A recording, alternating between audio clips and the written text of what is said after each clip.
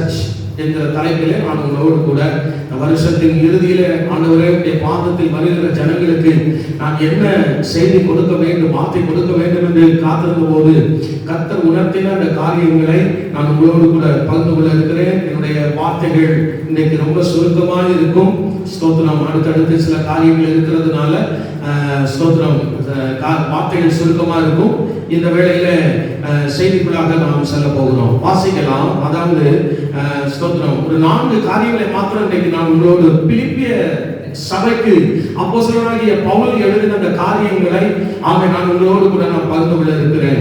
அதற்கு முன்பதாக ஒரு சில காரியங்களை, அந்த நிருபத்தை குறித்த ஒரு சில காரியங்களை நான் உங்களோடு சொல்லிவிட்டு அந்த வார்த்தைக்குள்ளாக நாம் கடந்து செல்லலாம். பிலிப்பியர் நிருபத்தை எழுதினது அப்போஸ்தலனாகிய பவுல்.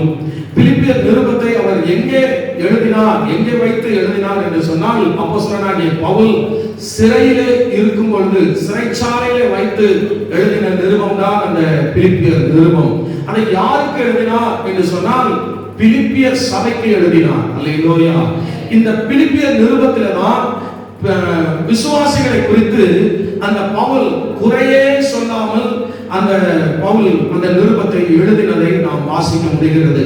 மற்ற சபைகளுக்கெல்லாம் அவர் நிருபத்தை எழுதும் போது அந்த சபைகளிலே உள்ள நிறைகளையும் எழுதுவார், குறைகளையும் எழுதுவார்.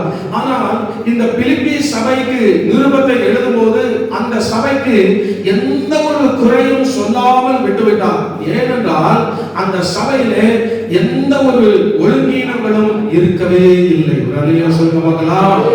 சபை என்று சொல்லும் போது அது எழுத்தின் பிரகாரம் ஒரு சபை என்றாலும் நம்முடைய ஜீவியத்தையும் நாம் எடுத்துக்கொள்ளும் பொழுது நம்முடைய ஜீவியத்திலும் எந்த ஒரு ஒழுங்கீனங்களும் இருக்கவே கூடாது. ஆமென் சொல்லுங்க பார்க்கலாம். ஸ்தோத்திரம். பவுல் பிலிப்பிய அந்த சபையை பார்க்கும் பொழுது அவருக்கு குறை சொல்ல மனதே வரவில்லை, நிறை மாத்திரம்தான் சொன்னார். ஏனென்றால் அவர்களுக்குள் அவ்வளவு நிறை காணப்பட்டது, குறையே இல்லை.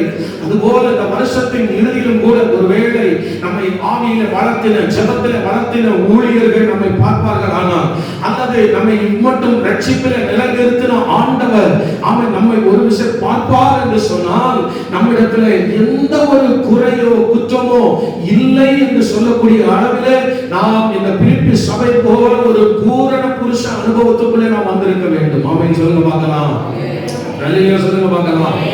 இந்த பிலிப்பி சபை எப்படி உருவானது என்று சொல்லி பார்க்கும்போது, லீதியாளினுடைய உள்ளம் திறக்கப்பட்டது. அவருடைய வீட்டில தான் சபை அன்றைக்கு அங்கே ஆரம்பம் ஆனது. ஸ்தோத்திரம். பிலிப்பி பட்டணம் என்று சொன்னாலே அது இந்த காலத்துல உள்ள சிங்கப்பூர் பட்டணம் போல, அது தொழில்துறை நிறைந்த ஒரு பட்டணம். சிங்கப்பூர், மும்பை இதெல்லாம் சொல்றாங்க இல்லையா, அது தொழில்துறை பட்டணம் என்று சொல்லி ஒரு துறைமுக பட்டணம். அது மாதிரி அது ஒரு துறைமுக பட்டணம். அதாவது தொழில் துவங்குவதற்கு ஸ்தோத்திரம் அது ஒரு வாசல். அந்த பட்டணம் தான் அதற்கு ஒரு வாசல். ஆகவே அந்த பட்டணம் துறைமுக பட்டணம் என்று கூட சொல்லுவார்கள். அதாவது ஐரோப்பாவுக்குள்ளே நுழைய அது ஒரு வாசலாக இருந்தது. அதுதான் பிலிப்பி பட்டணம். ஒரு அல்லேலூயா சொல்லுங்க பார்க்கலாம். ஆண்டவர் பவுலுக்கு தரிசனத்திலே ஆசியாவுக்கு பாருங்க, தரிசனத்திலே இந்த பவுல் ஆசியாவுக்கு போக வேண்டும் என்று அவர் எண்ணின போது அவரை ஐரோப்பாவுக்கு போக கர்த்தருடைய ஆவியானவர் அவரை வழி நடத்தினார். அல்லேலூயா. ஒரு தரிசனத்தின் மூலமாய் 2 பேர் சொன்னார்கள், மக்கதோனியாவுக்கு வந்து எங்களுக்கு நீங்கள் உதவி செய்யுங்கள் என்று கெஞ்சி கேட்டார்கள். இதை கேட்ட உடனே ஸ்தோத்திரம் பவுல் கர்த்தருடைய சித்தம் இன்னது என்று அறிந்து கொண்டு அந்த ஐரோப்பாவுக்கு ஸ்தோத்திரம் வந்தார். அங்கே சபைகள் இன்றைக்கும் இருக்கிறது. அல்லேலூயா சொல்லுங்க பார்க்கலாம். அந்த பிலிப்பி பட்டணத்துக்குள்ளே அவர் வந்து சபையை ஆரம்பித்து ஸ்தோத்திரம் அங்கே ஊழியத்தை துவங்கினார். முதல்ல ஆற்று மனநிலை தான் எல்லாரும் கூடி ஜெபிக்கிறவர்களாக இருந்தார்கள். ஸ்தோத்திரம். வேதத்தில் அப்படிதான் சொல்லப்பட்டிருக்கிறது. அங்கே சில ஸ்திரீகள் ஜெபிக்கும்படி கூடி வருவார்களாம். அவர்களை வைத்து அவர் வெறும் ஜெபமாக மாத்திரம் நடத்தி கொண்டிருக்கவில்லை, அவர்களை ஜெபத்திலும் நடத்தினார். ஜெபிக்க வந்த ஸ்திரீகளுக்கு ஆண்டுடைய உபதேசத்தையும் பவுல் கொடுத்தார். பின் நாட்களிலே அவன் அந்த உபதேசத்தின் மூலமாய் அது சபையாகவே மாறி போனது. கரங்களை உயர்த்தி ஆண்டவருக்கு அல்லேலூயா சொல்லலாமா? அல்லேலூயா. ஆமென். பாருங்கள், ஆகவே அப்போஸ்தலனாகிய பவுல் அந்த இடத்துல வந்து ஆமென் உபதேசம் பண்ணின போது அந்த கூட்டத்தில் தானே லீதியாள் என்பவள் பங்கெடுத்திருந்தார். அந்த லீதியாளோட உள்ளத்தை கர்த்தர் திறந்தாராம். ஒரு அல்லேலூயா சொல்லுங்க பார்க்கலாம். அவள் ரட்சிக்கப்பட்டா, அவளுடைய வீட்டார் எல்லாருமே ஞான ஸ்நானம் பெற்று கர்த்தருடைய பிள்ளைகளாக மாறினார்கள். அது நிமித்தமாய் அங்கே ஊழியம். அப்போ முதல்ல பவுலை வந்து அந்த லீதியாளுடைய உள்ளத்தை கர்த்தர் திறந்தபடினா அவளை அழைத்து கொண்டு போய் தான் வீட்டுல தான் வந்து கூட்டம் நடத்த இடம் கொடுத்திருந்தார். ஒரு அல்லேலூயா சொல்லுங்க பார்க்கலாம். சில காலம் பவுல் அங்கே தங்கி ஊழியம் செய்தபடினால் பின் நாட்களிலே அங்கே சபை உருவானது. ஒரு அல்லேலூயா சொல்லுங்க, சத்தமா சொல்லுங்க. ஸ்தோத்திரம். அந்த சபை தான் குறையே இல்லாத ஒரு சபையாகவும் இருந்தது. ஒரு அல்லேலூயா சொல்லுங்க பார்க்கலாம். இந்த பிலிப்பியருக்கு அடுத்த நிருபம் என்ன நிருபம் என்று கேட்டால், பிலிப்பியருக்கு அடுத்த நிருபம் எது? கொலோசியர். இந்த பிலிப்பியருக்கு முந்தின நிருபம் எது? இந்த நிருபங்கள் எல்லாம் பவுலுடைய நிருபங்கள் எல்லாம் நீங்க கொஞ்சம் சிந்தித்துக் கொள்ளுங்க. கலாத்தியர் நிருபம், இந்த கலாத்தியர் நிருபத்தை எழுதும் பொழுது அந்த கலாத்திய சபைக்குள்ளே சில குறைகள் இருந்ததை பவுல் சுட்டிக்காட்டி எழுதினார். ரோமர் நிருபத்தை அவர் எழுதும் போது அந்த ரோமர் நிருபம் எழுதும் பொழுது ரோம பட்டணம், அந்த கொரிந்து பட்டணத்தில் உள்ள சபையிலே சில ஏராளமான தவறுகள் இருந்தது, பிழைகள் இருந்தது, உபதேச பிழைகள். அதையெல்லாம் திருத்தி அந்த பவுல் எழுதினார். சொல்லுங்க பார்க்கலாம். அவர்களுடைய அந்த கொரிந்து சபையில் உள்ள சன்மார்க்க ஜீவியத்தில் இருந்த தவறுகள், உபதேசத்தில் இருந்த தவறுகள், இதெல்லாம் திருத்தி திருத்தி பவுல் அந்த நிருபங்களை எல்லாம் எழுதினதை பார்க்கலாம். ஆனா இந்த பிலிப்பியர் நிருபத்தை பவுல் எழுதும் பொழுது அந்த சபையிலே, அந்த பிலிப்பி சபையிலே எந்த குறைவே இல்லை. அது ஒரு நல்ல சபை. ஆமென் சொல்லுங்க பார்க்கலாம். ஹல்லேலூயா. அந்த சபையில இருந்துதான் அந்த சபைக்கு பவுல் எழுதின அந்த வார்த்தைகளை தான் ஒரு எல்லா காரியத்தையும் நாம் இன்றைக்கு தியானிக்க முடியாது. ஒரு 4 காரியங்களை மாத்திரம் நான் உங்களோடு பகிர்ந்து கொள்ள தேவனால் ஏற்படுகிறேன். பிலிப்பியர்கள் என்ற நிருபம் 4ஆம் அதிகாரம் 1வது வசனத்தை நீங்கள் வாசிக்கும்படி கேட்கிறேன். முதல் காரியம், சகோதரரே, எனக்கு சந்தோஷமும் கிரீடமும் ஆனவர்களே, பிரியமானவர்களே, இந்தப்படியே கர்த்தருக்குள் நிலைத்திருங்கள் என்று எழுதுகிறார். அல்லேலூயா. இந்தப்படியே கர்த்தருக்குள் நிலைத்திருங்கள். எந்தப்படியே மேல சொல்லப்பட்டிருக்கிறது. இந்த வசனத்துல மாத்திரம் ஆதலால் எனக்கு பிரியமும் வாஞ்சையுமான சகோதரரே அப்படிங்கிறாரு. அடுத்து சொல்றாரு பிரியமானவர்களே. அவர்களை ரொம்ப பிரியப்பட்டு நேசிக்கக்கூடிய அளவிலே அந்த பிலிப்பி சபை தன்னுடைய வாழ்க்கையை வைத்திருந்தது. அல்லேலூயா சொல்லுங்க பார்க்கலாம்.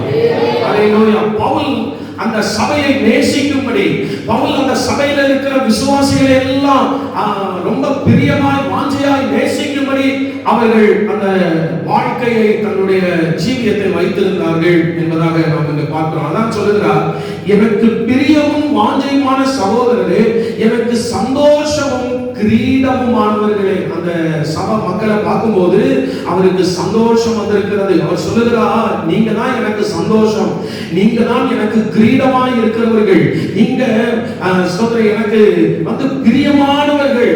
அல்லேலூயா. நீங்க என்ன செய்யணும்னா இந்தப்படியே கர்த்தருக்குள் நிலைத்திருங்கள். இப்ப எப்படி உங்களை பார்க்கும்போது சந்தோஷம் இருக்கிறதோ, இப்ப எப்படி நீங்க எனக்கு கிரீடமாய் இருக்கிறீர்களோ, இந்தப்படியே நீங்க வந்து நிலைத்திருங்கள். அல்லேலூயா சொல்லுங்க பார்க்கலாம்.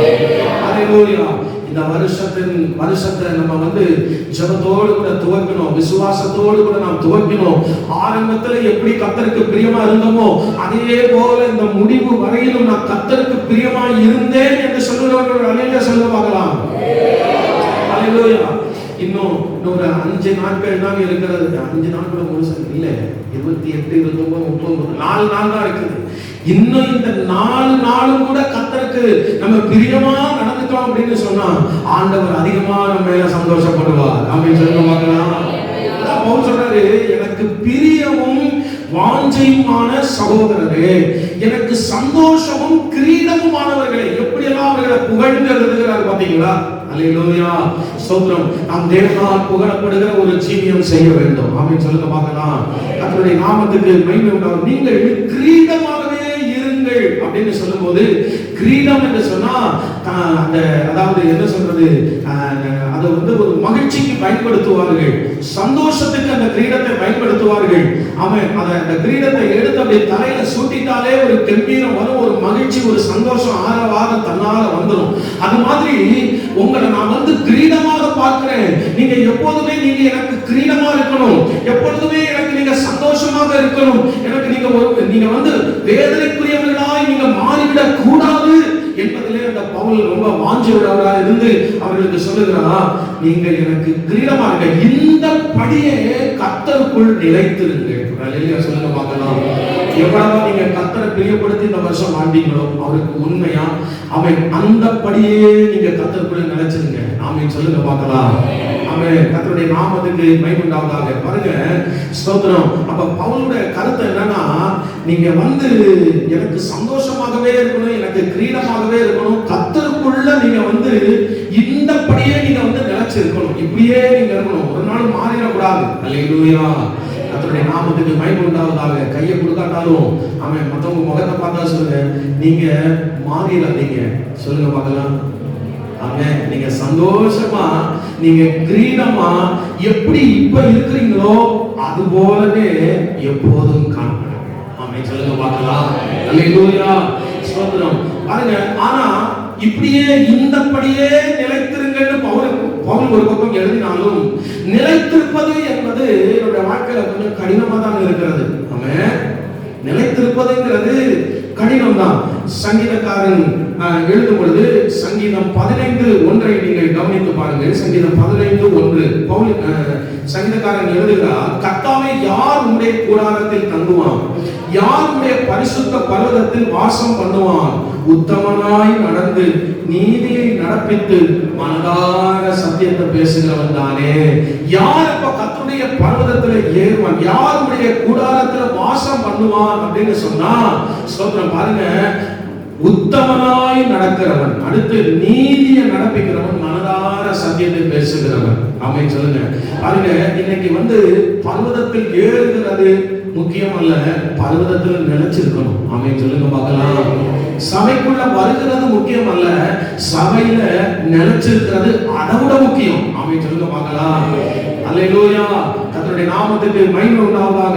சபையிலே நாம் நிலைத்திருக்க வேண்டும். யாருடைய கூடாரத்தில் தங்குவான், யாருடைய பரிசுத்த பர்வதத்திலே வாசம் பண்ணுவான், உத்தமனாய் நடக்கிறவன். அப்ப நிலைச்சு இருக்கிறதுங்கிறது அது ஒரு விதமான குணம், ஒரு உத்தம குணம் என்பதாக நாம் அறிய முடிகிறது. ஆமென் சொல்லுங்க பார்க்கலாம்.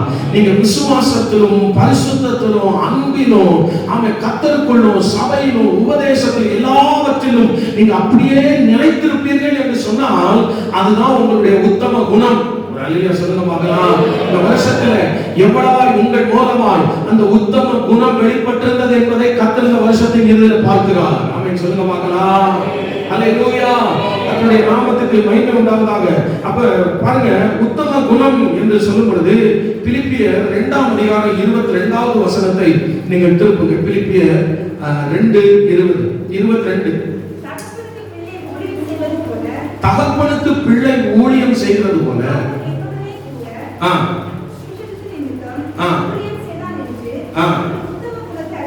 அவனுடைய உத்தம குணத்தை குறித்து அறிந்திருக்கிறீர்களே. யாரை குறித்து சொல்லுகிறார் என்று சொன்னால் தீமோத்தேயுவை குறித்து பவுல் சொல்லுகிறார். அவனுடைய உத்தம குணத்தை அறிந்திருக்கிறீர்களே. எப்படி அந்த உத்தம குணம் என்னது? தகப்பனுக்கு பிள்ளை ஊழியம் செய்வது போல அவன் என்னுடனே கூட சுவிசேஷத்து நிமித்தம் ஊழியம் செய்தான். ஆமென் சொல்லுங்க பார்க்கலாம். அல்லேலூயா ஸ்தோத்திரம். ஒரு தகப்பனுக்கு பிள்ளை ஊழியம் செய்யற மாதிரி அவன் சுவிசேஷத்து நிமித்தம் என்னுடனே கூட இருந்தான். அவனுடைய உத்தம குணத்தை அறிந்தீர்களே. ஆமென் சொல்லுங்க. பவுலோடு கூட ஊழியத்தில் இருந்த அநேகம் பேர் ஊழியத்தை விட்டு பின்வாங்கின போது பவுல் ஒருவனை மாத்திரம் பார்க்கிறார். அவன் தன்னுடைய சுவிசேஷ ஊழியத்தை விட்டு பின்வாங்கவே இல்லை. அவன் நிலைத்திருக்கிறான். அவனை பாராட்டும் போது, அவன் நிலைத்திருக்கிறத குறித்து பாராட்டும் போது பவுல் சொல்லுகிறார், அவனுடைய உத்தம குணத்தை அறிந்திருக்கிறீர்களே. தீமோத்தேயுடைய உத்தம குணத்தை பவுல் அன்றைக்கு பாராட்டினது போல அவன் நம்முடைய உத்தம குணத்தை நம்ம கர்த்தருக்குள்ள நிலைச்சிருக்கிறத பார்த்து கர்த்தர் பாராட்டணும், உங்களை நடத்துகிற ஊழியர் பாராட்டணும். ஆமென் சொல்லுங்க பார்க்கலாம். அல்லேலூயா. கர்த்தருடைய நாமத்துக்கு மகிமை உண்டாவதாக. ஸ்தோத்திரம் ஸ்தோத்திரம். பாருங்க, இன்னொரு வசனத்தை கூட வாசிக்கலாம். 2 தீமோத்தேயு 2ஆம் அதிகாரம் 15வது வசனத்தை நீங்க திருப்புங்க. 2 தீமோத்தேயு 2:15. நீ வெட்கப்படாத ஊழியக்காரனாயும் சத்திய வசனத்தை நிதானமாய் பகுத்து போதிக்கிறவனாயும் உன்னை தேவனுக்கு முன்பாக உத்தமமாக நிறுத்தும்படி ஜாக்கிரதையாயிரு. அல்லேலூயா. கர்த்தருடைய நாமத்துக்கு மகிமை உண்டாவதாக. நீ வெட்கப்படாத ஊழியக்காரன். ஆமென் சொல்லுங்க பார்க்கலாம். ஸ்தோத்திரம் ஸ்தோத்திரம். வெட்கப்படாத ஊழியக்காரன், வெட்கப்படாம கர்த்தருக்கு ஊழியம் செய்து. பவுல் சொல்லுகிறார், எனக்கு வந்த கட்டுகளின் நிமித்தம் நீங்க வெட்கப்படாமல் இருந்தீர்கள் என்று சொல்லி பவுல் பாராட்டி, தன்னுடன் கூட இருந்தவர்களை பாராட்டி எழுதினதை கூட நாம் பார்க்கிறோம். ஸ்தோத்திரம். பாருங்க, சின்ன சபையை நடத்தும் போது அநேக ஸ்தோத்திரம் என்ன செய்வாங்கன்னா, கூட்டத்துக்கு வர மாட்டாங்க. சின்ன சபை நடக்கும் போது இங்க வந்தா இது சின்ன சபையா இருக்குது, அவங்களே ஏழ்மையா இருக்கிறாங்க, கஷ்டப்பட்டு இருக்கிறாங்க, அவங்க நகையும் போறது இல்ல, பட்டும் கொடுக்கறது இல்ல, இவங்க கூட ஆராதிச்சோம்னா நம்மளும் இதே மாதிரிதான் ஆயிடுவோம் போல, இப்படி எல்லாம் நினைப்பாங்க நிறைய பேர். அல்லேலூயா. கர்த்தருடைய நாமத்துக்கு மகிமை உண்டாகட்டும். இந்த சபைக்கு வந்தா இவங்க ரொம்ப ஏழ்மையா இருக்கிறாங்க, இவங்க எளிமையா இருக்கிறாங்க, நம்மளால இப்படி எல்லாம் இருக்க முடியாது. சிலெல்லாம் வருவாங்க, பார்ப்பாங்க, வெட்கப்பட்டு ஓடிடுவாங்க. அல்லேலூயா. கர்த்தருடைய நாமத்துக்கு மகிமை உண்டாகட்டும். பவுல் எழுதுகிறார் தீமோத்தேயுக்கு, நீ வெட்கப்படாத ஊழியக்காரனாய் இரு. ஆமென் சொல்லுங்க பார்க்கலாம். ஆண்டவரை ஆராதிக்க, ஆண்டவரை உயர்த்த, அவரை பத்தி அறிவிக்க வெட்கப்படவே கூடாது. ஆமென் சொல்லுங்க பார்க்கலாம். கர்த்தருடைய நாமத்துக்கு மகிமை உண்டாவதாக. ஸ்தோத்திரம் ஸ்தோத்திரம். கர்த்தர் நிச்சயமாய் நம்மை உயர்த்துகிறவர். ஆமென் சொல்லுங்க பார்க்கலாம். வந்துட்டு வெட்கப்பட்டு அப்படியெல்லாம் போகிறவர்களை அவரால் ஒன்றும் செய்ய முடியாது. ஆனா வெட்கப்படாம கர்த்தருக்குள்ள நினைச்சு இருக்கிறவங்களை அவர் பயன்படுத்துவார், அவர் உயர்த்துவார், அவர் நிச்சயம் மேன்மைப்படுத்துவார். ஆமென் சொல்லுங்க பார்க்கலாம். கர்த்தருடைய நாமத்துக்கு மகிமை உண்டாவதாக. அத சங்கீதம் 15:1-2 அந்த வசனங்களை வாசிக்கும் போது, உத்தமனாய் நடந்து மனதார சத்தியத்தை பேசுகிறவன் தானே அப்படின்னு சங்கீதக்காரன் சொன்னது போல, ஸ்தோத்திரம், மனதார நம்ம சத்தியத்தை பேசணும். ஆமென் சொல்லுங்க பார்க்கலாம். வெட்கப்படாம பேசணும், தாராளமா சுவிசேஷத்தை மற்றவர்களுக்கு அறிவிக்கணும். கொஞ்சம் யோசித்து பாருங்க, இந்த வருஷத்தின் கடைசி நாட்கள்ல நம்ம நின்று கொண்டிருக்கிறோம். இந்த வருஷத்துல உங்களிடத்துல வந்தவர்களில் எத்தனை பேருக்கு நீங்கள் ஆண்டுடைய வார்த்தையை அறிவித்தீங்க? ஆமென் சொல்லுங்க பார்க்கலாம். ஆமென். வீட்டுக்கு காய்கறி கொண்டு வந்து கொடுக்குறவங்க இருப்பாங்க, பால் கொண்டு வந்து போடுறவங்க இருப்பாங்க.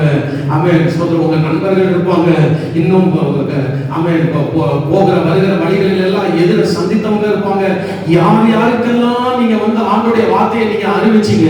ஆமென் சொல்லுங்க பார்க்கலாம். அவங்கதான் வெட்கப்படாம இருக்கிறவங்க, அவங்கதான் நல்ல உத்தம குணத்துல இருக்கிறவங்க, அவங்கதான் கர்த்தருக்குள்ள நிலைச்சிருக்கிறவங்க. ஆமென் சொல்லுங்க பார்க்கலாம். அவரோட அன்புல ஆமென் நீங்க நிலைத்திருக்கிறவர்களா இருக்க வேண்டும் என்று கர்த்தர் எதிர்பார்க்கிற அந்த வருஷத்துல ஒரு தீர்மானம் எடுக்க. ஒருவேளை கர்த்தருடைய சத்தியத்தை மற்றவர்களுக்கு அறிவிக்கிறதுல நாம குறைவு போட்டிருந்தால், ஆண்டவரே நான் உங்களுடைய சத்தியத்தை மனதார நான் பேசும்படி எனக்கு இன்னும் ஆயுசை கூட்டி கொடுங்கப்பா, எனக்கு வேலை கூட்டி கொடுங்கப்பா. எனக்கு கூட்டி கொடுத்தீங்கன்னா ஒருவேளை நான் 2020க்குள்ள உங்களுடைய கிருபையினால நான் கால் வச்சுட்டேன்னா, அந்த வருஷம் முழுவதும் நான் உங்களுக்குள்ள நிலைச்சிருப்பேன் ஆண்டவரே. அந்த வருஷம் முழுவதும் நான் மனதார சத்தியத்தை பேசுவேன் ஆண்டவரே. அந்த வருஷம் முழுவதும் நான் ஆண்டவருடைய அன்பை, உங்க அன்பை வெட்கப்படாம மனதார நான் பேசுவேன் ஆண்டவரே. இப்பொழுதே ஒரு தீர்மானம் எடுத்துறணும். ஆமென் சொல்லுங்க பார்க்கலாம். அல்லேலூயா. ஸ்தோத்திரம். எத்தனை பேர் அந்த தீர்மானங்களை எடுத்துக்கொண்டிருக்கிறீர்கள்? கர்த்தரோடு இடைபடுவதாக. ஸ்தோத்திரம். ரூத்தின் புஸ்தகம் 3ஆம் அதிகாரம் 10வது வசனத்தை கூட நீங்க பாருங்கள். கர்த்தருக்குள்ள நிலைத்திருங்கன்னு சொல்லும் பொழுது எனக்கு அந்த காரியம், அந்த வசனம் நினைவு வருகிறது. வாசிக்க. ரூத்தின் புஸ்தகம் 3ஆம் அதிகாரம் 10வது வசனம்.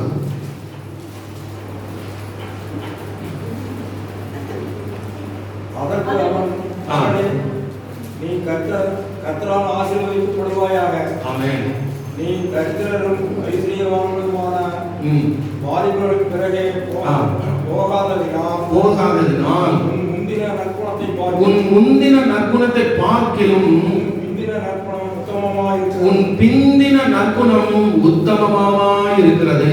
ரூத்துக்கு போவாஸ் சொன்ன வார்த்தையை நாம் இங்கே வாசிக்க கேட்கிறோம். அல்லேலூயா. போவாஸ் அவன் ஒரு யங் மேன். அவன் களத்துல படுத்திருந்த போது இந்த இளம் பெண்ணாகிய இந்த ரூத் அவனுடைய காலடியிலே படுத்திருந்து ஸ்தோத்திரம் பாருங்க. போவாஸ் பயந்தான். ஆனா இந்த ஐடியாவை கொடுத்தது யாருன்னு கேட்டீங்கன்னா அந்த ரூத்துக்கு நகோமி அவருடைய மாமி கொடுத்து அனுப்பினார். ஸ்தோத்திரம் பாருங்க. அது மாதிரி அந்த ரூத் போவாஸோட பாதத்துக்கு அடியில படுத்துன மாதிரி நம்ம பரம போவாஸ் ஆகிய இயேசுவோட பாதத்துல எப்போது நம்ம தங்கி கிடக்கணும். ஆமென் சொல்லுங்க பார்க்கலாம். அல்லேலூயா. அவருடைய பாதத்தை நம்ம உறுதியா பிடிக்கணும். அது மாத்திரம் இல்ல, அவருடைய பாதத்தை பிடிச்சா மனசார பிடிச்சுக்கணும். ஆமென் சொல்லுங்க பார்க்கலாம். ஆண்டவரோட பாதத்தை பிடிச்சா மனசார பிடிக்கணும். ஆமென் சொல்லுங்க பார்க்கலாம். ஸ்தோத்திரம். அப்படி மனதார அந்த போவாஸோட காலடியில படுத்து கிடந்த அந்த ரூத்தை குறித்து இங்க எழுதப்பட்டிருக்கு. உன்னுடைய முந்தின நற்குணத்தை பார்க்கிலும் உன்னுடைய பிந்தின நற்குணம் எப்படி இருக்கிறது? உத்தமமாய் இருக்கிறது. அந்த 8வது வசனம் 9வது வசனங்கள் எல்லாம் நீங்க வாசித்து அறிந்து கொள்ளும் பொழுது அதுல ஒரு காரியம், போவாஸ் தான் இந்த பெண்ணை கட்டுவதற்கு அந்த கலாச்சாரத்தின்படி ஸ்தோத்திரம் அவன் தான் சுதந்திரவாளி. அந்த போவாஸ் தான் சுதந்திரவாளி. அல்லேலூயா. அதனாலதான் நகோமி ரூத்தை அவன் போவாசுடைய காலடியிலே படுத்துக் கொள்ளும்படி அவளை நடத்தினான். அல்லேலூயா. சொல்லுங்க பார்க்கலாம். ஆமென். ஸ்தோத்திரம்.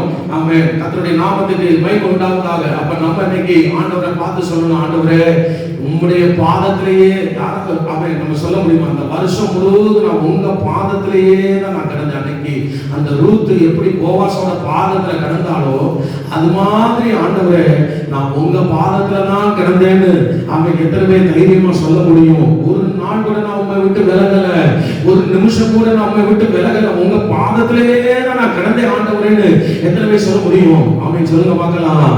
ஆமென். அப்படிப்பட்டவர்கள் தான் நல்ல உத்தம குணசாலிகள். உங்களை பார்த்தா ஆண்டவர் சொல்றாரு, நீங்க இதுவரையிலும் எப்படி அவரோட பாதத்துல காத்திருந்தீங்க, இதுவரையிலும் எப்படி அவரை குறித்து வெட்கப்படாம நீங்க ஆமென் சத்தியத்தை அறிவித்தீங்க, இதுவரையிலும் எப்படி நீங்க அவருக்குள்ள இருந்தீங்களோ அது மாதிரி இந்த படியே கர்த்தருக்குள்ள நிலைத்திருங்கள். ஆமென் சொல்லுங்க பார்க்கலாம்.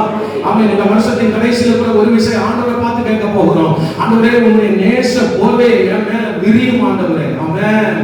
அவரோட பாதத்துல எப்போது கிடக்கிறவங்க மேல அன்னைக்கு எப்படி அந்த ரூத்துக்கு மேல போவாஸ் அந்த போர்வையை விரித்தாரோ அதே போல நம்ம மேல பரம போவாஸ் நம்முடைய நேச போர்வையை அன்பின் போர்வையை அவர் விரிக்க போகிறார். ஆமென். சொல்ற ஒரு விஷயம் எல்லாரும் ஆமென் ஆமென் சேர்ந்து பாடுவீங்களா? போவாஸ் போவாஸ் போர்வையால் என்னை மூடுமையா ஏசையா ஏசையா உம்மன்பினால் என்னை மூடுமையா போவாஸ் போவாஸ் போர்வையால் என்னை மூடுமையா ஏசையா ஏசையா உம்மன்பினால் என்னை மூடுமையா. ஹல்லேலூயா. அவரோட பாதத்துல அப்படியே விழுந்திருக்கு. இன்னைக்கு ஆராதனை முடிச்சு வீட்டுக்கு போனாலும் ஏதோ கடமை முடிந்தது நம்ம போனோம்னு போகாம போய் அவர் பாதத்திலேயே விழுந்துருங்க. ஆமென் சொல்லுங்க பார்க்கலாம். ஆமென் சொல்லுங்க பார்க்கலாம். அவங்க தான் கர்த்தருக்குள்ள அப்படியே நிலைச்சிருக்கிறவங்க. ஆமென் சொல்லுங்க பார்க்கலாம். நீங்க போய் நின்னா அன்னைக்கு பாருங்க போவாஸோட பாதத்துல கிடந்த அந்த ரூத்தோட குணத்தை அந்த போவாஸ் பாராட்டுங்க. உன்னுடைய முந்தின குணத்தை பார்க்க உன்னுடைய பிந்தின நற்குணம் உத்தமமா இருந்தது என்று இருக்கிறது என்று சொன்னது போல. ஆமென் சொல்லுங்க பார்க்கலாம். அவர் நம்மை பாராட்டுகிறவர். ஆமென் சொல்லுங்க பார்க்கலாம். அல்லேலூயா. உலகம் என்னைக்குமே ஆண்டவரையே பிடித்துக் கொண்டு அவரையே சார்ந்திருந்தா மற்றவங்க ஒருவேளை பரியாசம் பண்ணலாம். மற்றவங்க பரியாசம் பண்றாங்கிறதுக்காக நீங்க வெட்கப்பட்டு போய் விட்டுறாதீங்க. எத்தனை பரியாசங்கள் நிந்தைகள் அவமானங்கள் வந்தாலும் நீங்க அவரையே பிடித்துக் கொண்டா அவர் மற்றவர்களை போல அல்ல, அவர் சற்று வித்தியாசமானவர். அவர் உங்களை பாராட்டுகிறவர். ஆமென் சொல்லுங்க பார்க்கலாம். அல்லேலூயா. ஸ்தோத்திரம். எனக்கும் சில போதங்களை பார்க்கும் பொழுது ரொம்ப ஆச்சரியமா இருக்கிறது. எத்தனையோ பாடுகளை உபத்திரவங்களை நீங்க சந்தித்தீங்க. ஆனா இந்த வருஷத்தின் இறுதியிலும் அவருக்குள்ள நீங்க நிலைச்சிருக்க ஆண்டவர் உங்களுக்கு பலனை கொடுத்தா. சிலருக்கெல்லாம் விசுவாச சோதனை வந்தது. ஆண்டவருக்குள்ள நிலைச்சு நிற்க முடியாதபடி ஒரு நிமிஷம் கூட நிற்க முடியாதபடியான பாடுகள் உங்களுக்கு வந்தது. ஆனா அதன் நடுவில் நீங்க நிலைத்திருக்கிறீர்களே. இன்னைக்கு உங்களை பார்த்து தான் கர்த்தர் சொல்றா, இந்த படியே கர்த்தருக்குள்ள நீங்க நிலைத்திருங்க. ஆமென் சொல்லுங்க பார்க்கலாம். எவ்வளவு பாடு வந்தது 2020. ஆமென். எவ்வளவு வேதனைகள் வந்தது. ஆனா இதன் நடுவுல நீங்க நிலைச்சிருக்கீங்களே, இதே மாதிரி வரப்போகிற புதிய வருஷத்துல நீங்க நிலைச்சிருக்கீங்க. இப்பவுமே கர்த்தர் பேசுகிறார். ஹalleluya. ஆமென். கர்த்தருடைய நாமத்துக்கு மகிமை உண்டாவதாக. ஸ்தோத்திரம், ஸ்தோத்திரம். கர்த்தருடைய நாமத்துக்கு மகிமை உண்டாகட்டும். இரண்டாவது காரியத்தை ஆமென் நாம் பார்ப்போம். ஸ்தோத்திரம். மரண பரியந்தம், ஆமென், ஜீவ கால பரியந்தம் ஆண்டவருக்குள்ள நம்ம நிலைச்சிருக்க வேண்டும் என்று கர்த்தர் எதிர்பார்க்கிறார். அந்த பிலிப்பி சபை அப்படிதான் நிலைத்திருந்தார்கள். கர்த்தருக்குள்ள நிலைத்திருந்தார்கள். இறுதி வரையிலும் நிலைத்திருந்தார்கள். நீங்கள் நான் அப்படிதான். ஆமென். ஸ்தோத்திரம். ஏதோ இந்த வருஷத்துக்கு மாத்திரம் அல்ல, ஆயுள் காலம் முழுவதும் கர்த்தருக்குள்ள நிலைச்சிருக்கணும். ஆமென். சொல்லுங்க பார்க்கலாம். ஆமென், ஆமென். அல்லேலூயா. ஆமென். பக்கத்துல இருக்கிறவங்க பக்கம் அப்படியே திரும்பி அவங்க முகத்தை பார்த்து சொல்லுங்க, நீங்க சபையில நிலைச்சிருக்க. சொல்லுங்க. இது நல்ல ஆலோசனை அல்லவா? ஆமென். நான் கை கொடுங்கன்னு சொல்ல, நீங்களா தான் கொடுத்துருக்கீங்க. என்ன சொல்லக்கூடாது. அல்லேலூயா. நான் முகத்தை பாருங்க சொன்னேன், நீங்களா தான் கை கொடுத்துருக்கீங்கோ. அல்லேலூயா.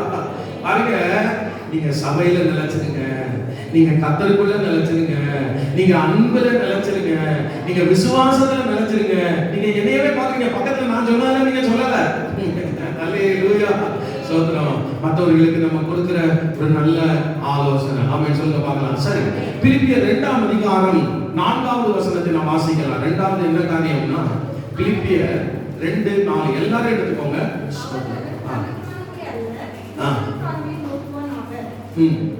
அவனவன் தனக்கானதை அல்ல. ஸ்தோத்திரம். பிலிப்பியர் 4:2. நான் மாத்தி சொல்றேன். 4:2. பிலிப்பியர் 4:2 வாசிங்க.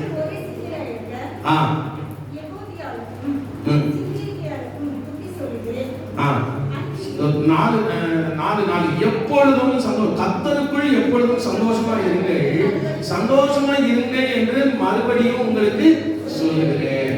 2வது வசனம் மாறி இருக்கு. நீங்க பைபிள் எடுத்து போட்டு வசனம் கொடுத்ததுல மாறுதல் பாருங்க. எப்பொழுது கர்த்தருக்குள் எப்பொழுதும் சந்தோஷமா இருங்கள், சந்தோஷமா இருங்கள் என்று மறுபடியும் உங்களுக்கு சொல்லுகிறேன். பாருங்க, கர்த்தருடைய நாமத்துக்கு மகிமை உண்டாகட்டும். இது எப்பவுமே முடியாது அப்படின்னு நீங்க சொன்னீங்கன்னா ஆவியானவர் சொல்றாரு, ஆகும், எப்பொழுதும் சந்தோஷமா இருக்க முடியும். நம்ம முடியாது அப்படின்னு நம்ம எந்த காரியத்தை சொல்றோமோ அதுதான் ஆவியானவருக்கு முடியும். ஆமென். சொல்லுங்க. நம்ம எது கடினம்னு சொல்றோமோ அதுதான் ஆவியானவருக்கு ரொம்ப லேசு. ஆமென். சொல்லுங்க பார்க்கலாம். பாஸ்டர், எப்பொழுதும் கர்த்தருக்குள்ள சந்தோஷமா இருக்க என்னால முடியல பாஸ்டர் அப்படின்லாம் நம்ம சொல்லக்கூடாது. ஆமென். சொல்லுங்க பார்க்கலாம். நான் இப்ப கேட்கிறேன், வருஷத்தின் கடைசியில வந்திருக்கிறோம், எப்பொழுதும் உங்களுக்கு கர்த்தருக்குள்ள சந்தோஷமா இருக்க முடிகிறதா? ஆமென்.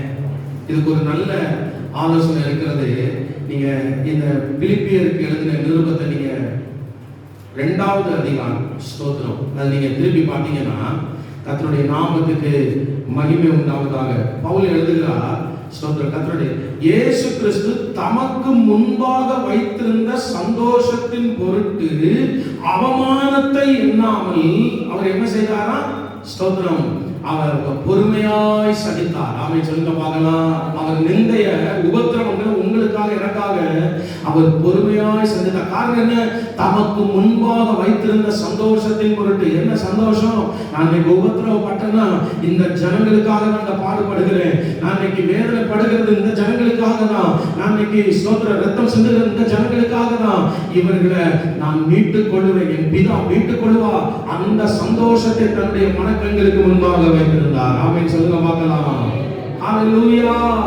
அதனாலதான் அவர் அவமானத்தை எண்ணவே இல்லை. எண்ணாமல் அவரோட எண்ணம் எல்லாம் ஆத்துமாக்கள், ஆத்துமாக்கள், ஆத்துமாக்கள். ஆமென். சொல்லுங்க பார்க்கலாம். ஆமென். சொல்லுங்க பார்க்கலாம்.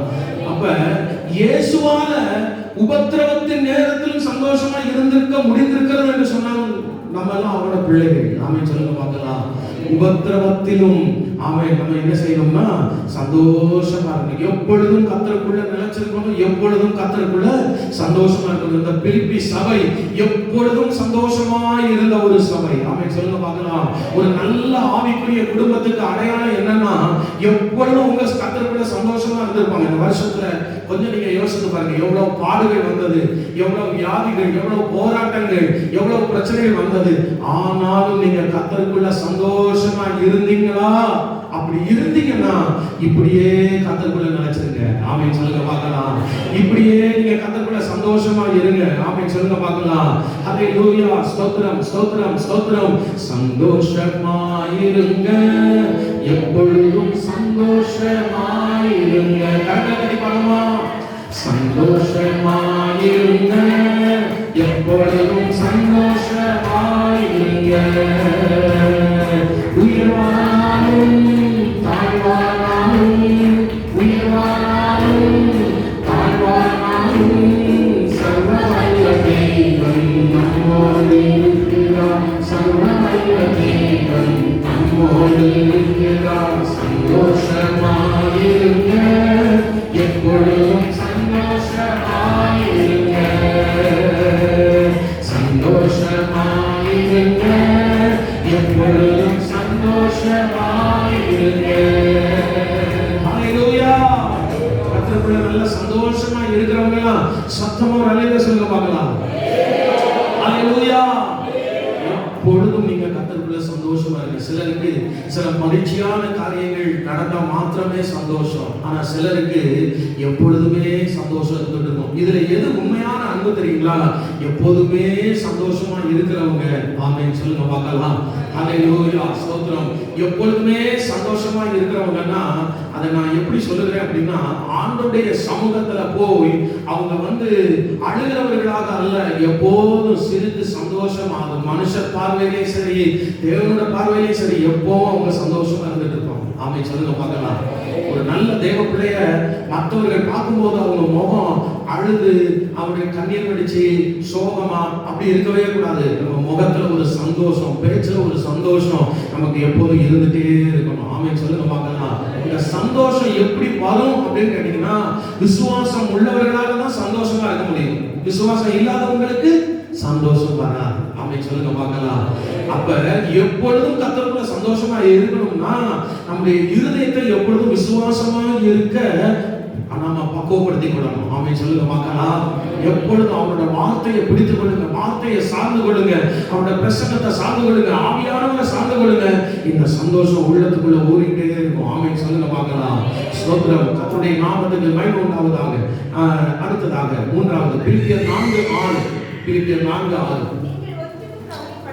நீங்கள் ஒன்றுக்கும் கவலைப்படாமல் எல்லாவற்றையும் குறித்து உங்கள் விண்ணப்பங்களை ஸ்தோத்திரத்தோட கூடிய ஜெபத்தினாலும் வேண்டுதலினாலும் தேவனுக்கு தெரியப்படுத்துங்கள். ஹalleluya சொல்லுங்க பார்க்கலாம். ஹalleluya. இப்பொழுது பவுலுக்கு சொல்லுகிற காரியத்தை பாருங்க. நீங்க ஒன்றுக்கும் கவலைப்படாமல் எல்லாவற்றையும் குறித்து உங்கள் விண்ணப்பங்களை ஆமென் நீங்க என்ன செய்யணும்னா ஸ்தோத்திரத்தோட கூடிய ஜெபத்தினாலும் வேண்டுதலினாலும் தேவனுக்கு தெரியப்படுத்துங்க. இன்னைக்கு நிறைய பேருக்கு ஜெபத்துல தேவனுக்கு தெரியப்படுத்துகிற காரியங்கள் இருக்கு. நீங்க தெரியப்படுத்துகிறீங்க, ரொம்ப சந்தோஷம். நல்லா வேண்டுதல் பண்றீங்க, சந்தோஷம். ஆனா இந்த வசனத்துல சொல்லப்பட்ட ஒரு வார்த்தையை, இந்த வசனத்தின் மைய பகுதியில சொல்லப்பட்ட ஒரு வார்த்தையை கவனிக்கணும். அது என்ன ஜெபமா இருக்கணும், அது என்ன வேண்டுதலா இருக்கணும் தெரியுமா? அழுதுகிட்டு முறுமுறுத்துக்கிட்டு அப்படி சொல்லுகிற ஜெபமா இருக்கக்கூடாது.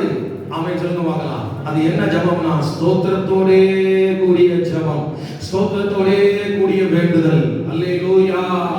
ஸ்தோத்திரம் ஸ்தோத்திரம். சிலர் தேவ சமூகத்துல வந்த உடனே அழுவாங்க. நான் அழுகிறத குற்றம் சொல்லல, அவங்க வேதனை நிமித்தம் அப்படி அழலாம். ஆனா எப்பொழுதுமே அழுதுட்டு இருக்கிறதுங்கிறது தப்பு. ஒரு அல்லேலூயா சொல்லுங்க பார்க்கலாம். ஆண்டவருடைய சமூகத்துல வந்த உடனே அந்த மகிழ்ச்சி சந்தோஷத்தை வந்துடணும். அந்த அழுகை ஏன் அப்படின்னு கேட்டீங்க, நீங்க கவனிங்க. அவங்க ஏன் அழுகிறாங்க அப்படின்னா, ஸ்தோத்திரம், நம்ம ஜெபத்தை அழுதுகிட்டு நம்ம பண்ணணும், நம்முடைய வேண்டுதலை அழுது கொண்டு நம்ம தெரியப்படுத்துறோம் அப்படின்னு சொன்னா நமக்குள்ள முறுமுறுப்பு இருக்குன்னு அர்த்தம். அல்லேலூயா. முறுமுறுக்கிறவங்க கல்ல தான் நேரமும் அழுக. ஆமென் ஸ்தோத்திரம். அழுது கொண்டு முறுமுறுத்து கொண்டு அப்படி ஜெபம் பண்ணுகிறத ஆண்டவர் கேட்கல. ஸ்தோத்திரத்தோட கூடிய ஜெபத்தினால என்னிடத்துல வாங்க, ஸ்தோத்திரத்தோட கூடிய விண்ணப்பத்தினால நீங்க என்னிடத்துல வாங்கன்னு கர்த்தர் நம்மை அழைக்கிறார். அல்லேலூயா சொல்லுங்க பார்க்கலாம். அல்லேலூயா. அந்த வருஷத்துல நீங்க யோசித்து பாருங்க, எத்தனை முறை நம்ம அழுது, ஒருவேளை நல்ல ஜெபத்துல இருந்திருப்போம், வேண்டுதல் இருந்திருப்போம். ஆனா அந்த ஜெபம் உங்களுக்கு அழுகையில வந்ததா இல்ல ஸ்தோத்திரத்துல வந்ததா? ஆமென் சொல்லுங்க பார்க்கலாம். ஆமென். கர்த்தர் எப்படியெல்லாம் நம்ம மேல கரிசனையா இருக்கிறார் பாத்தீங்களா? அல்லேலூயா. கர்த்தருடைய நாமத்துக்கு மகிமை உண்டாவதாக. அந்த பிலிப்பி சபையை அவர் பாராட்டி எழுதும்போது அவன் ஒரு குறைவே சொல்ல முடியல. அவங்க நிறைதான் பவுல் பார்க்கிறார். ஏன்னா அந்த சபை எப்பொழுதும் ஸ்தோத்திரத்தோடு ஜெபிக்கிற சபையா, ஸ்தோத்திரத்தோடு வேண்டுதல் பண்ணுகிற சபையா அந்த சபை இருந்தது. அது மாதிரி நீங்களும் நானும் எப்பொழுதும் ஸ்தோத்திரத்தோடு பண்ணுகிற ஜெபமா இருக்கணும். அழுகையின் ஜெபத்தை கர்த்தர் ரொம்ப எதிர்பார்க்கல. ஆமென் சொல்லுங்க பார்க்கலாம். அல்லேலூயா. எப்பொழுதும் அழுதுகிட்டு முறுமுறுத்துட்டு, அழுகிறதுங்கிறது இன்னொரு விதத்துல குறை சொல்றது. அல்லேலூயா. அழுகிறதுங்கிறது என்னது? குறை சொல்றது. எனக்கு இப்படி நடந்துருச்சு, எனக்கு இப்படி செஞ்சுட்டாங்களே அப்படிங்கிறவங்க, அப்படி என்றவங்க சந்தோஷமா இருக்க மாட்டாங்க. ஆமென். ஆண்டவர் ஆமென் எனக்கு செய்கிறது எல்லாம் நன்மைக்கு தான் செய்வா. ஒருவேளை நம்ம கடந்து போன பாதை உபத்திரவத்தின் பாதையில இருந்தாலும் கூட உபத்திரவத்தினால் ஆண்டவரை நம்முடைய பிரமாணங்களை கற்றுக்கொண்டேன்னு துதிக்க கற்றுக்கொள்ளணும். ஆமென் சொல்லுங்க பார்க்கலாம். அல்லேலூயா. ஸ்தோத்திரம். நீங்க என்ன சோதித்த பிறகு நான் பொன்னாக விளங்குவேன் அப்படிங்கிற விசுவாசம் நமக்கு இருந்தா அழமாட்டோம். ஆமென் சொல்லுங்க பார்க்கலாம். அல்லேலூயா. ஸ்தோத்திரம் ஸ்தோத்திரம். கர்த்தருடைய நாமத்துக்கு மகிமை உண்டாவதாக. ஆகவே நம்முடைய ஜெபமும் நம்முடைய வேண்டுதலும் அவன் எப்படி இருக்கணும் என்று கேட்டால் அழுகையாக அல்ல, ஸ்தோத்திரத்தோடு கூடியதாக இருக்கணும். ஆமென் சொல்லுங்க பார்க்கலாம். கர்த்தருடைய நாமத்துக்கு மகிமை உண்டாவதாக. கடைசியா பிலிப்பியர் 4ஆம் அதிகாரம் 11வது வசனத்தை நீங்கள் பாருங்கள். பிலிப்பியர் 4:11. என்னை பலப்படுத்துகிற பிலிப்பியர் 4:11 தான் வாசிக்கிறீங்களா? அது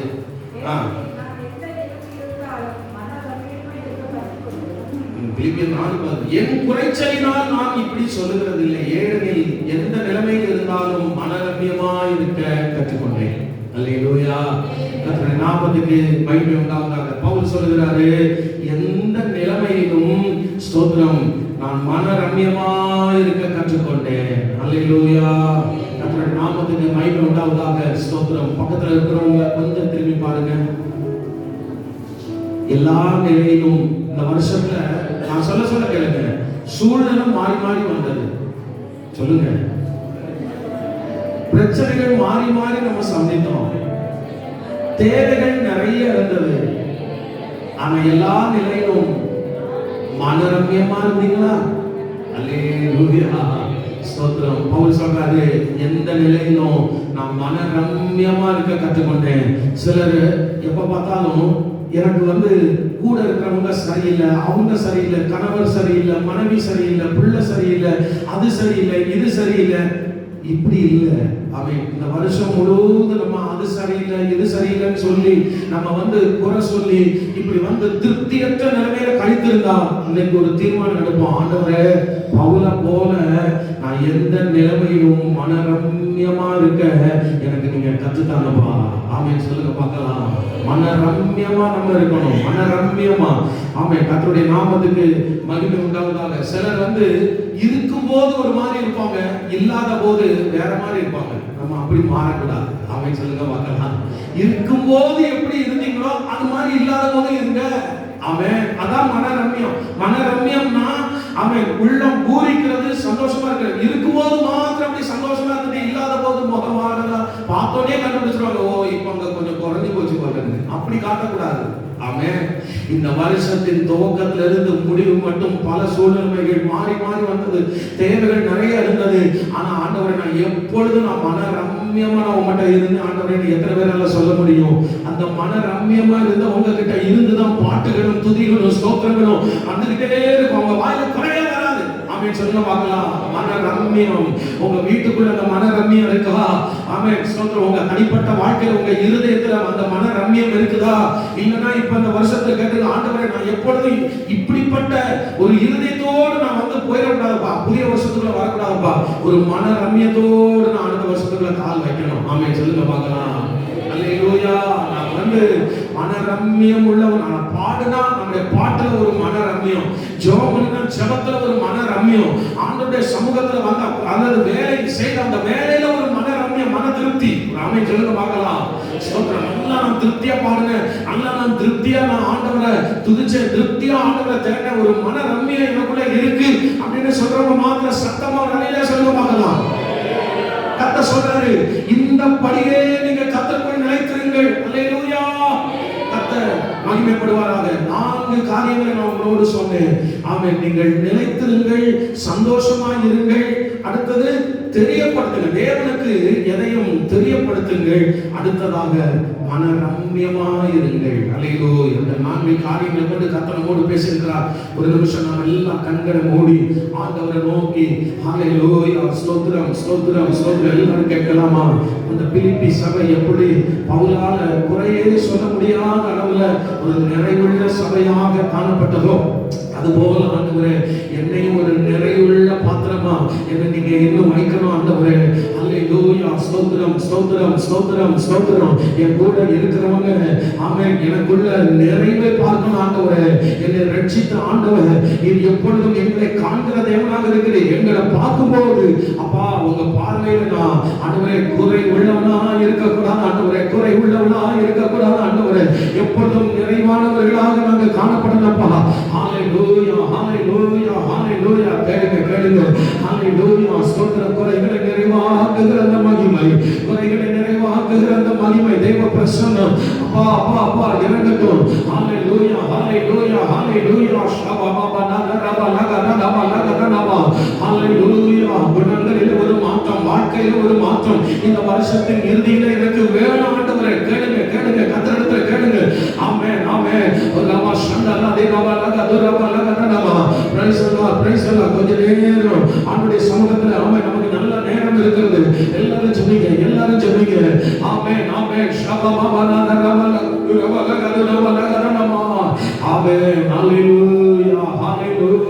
ஸ்தோத்திரம் ஸ்தோத்திரம் ஸ்தோத்திரம் ஆண்டவரே.